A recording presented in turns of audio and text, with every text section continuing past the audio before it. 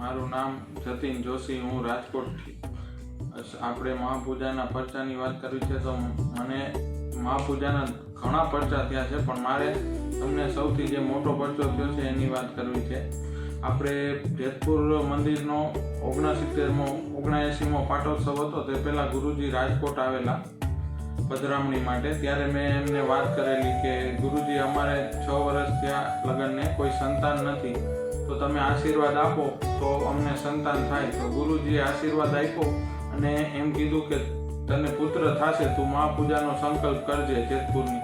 એટલે મેં કીધું વાંધો નહીં ગુરુજી. મેં સંકલ્પ કર્યો અને 80મા પાટોત્સવ વખતે જોગાનું જોગ આપણે મહાવત છઠ જે જેતપુરના પાટોત્સવની તિથિ છે તે દિવસે મારે ઘેર પુત્રનો જન્મ થયો.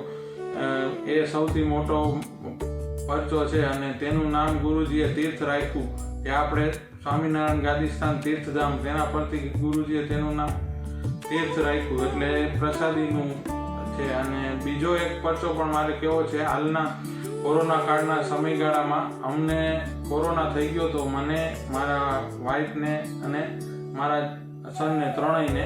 એટલે મેં ગુરુજીને ફોન કર્યો. ગુરુજીએ કીધું કે કાંઈ ચિંતા કરવાની જરૂર નથી, બધા સંતોના આશીર્વાદ, ઘનશ્યામ મહારાજના આશીર્વાદ તારી સાથે છે, તું મહાપૂજાનો સંકલ્પ કરજે, બધું સારું થઈ જશે. એટલે મેં મહાપૂજાનો સંકલ્પ કરેલો અને અમને ત્રણેયને એકદમ સારું થઈ ગયું છે અને અત્યારે કાંઈ તકલીફ નથી. અને ગુરુજીના અને બધા સંતોના અને ઘનશ્યામ મહારાજના કાયમ આશીર્વાદ અમારા ઉપર રહે છે. અને આવા તો મહાપૂજાના ઘણા પરચા થયેલા છે. આ હું તો હરિભક્તોની નહીં, પણ મારા બિન હરિભક્તોએ પાસે પણ મેં સંકલ્પ કરાવેલા છે, મારા વાઈફે કરાવેલા છે.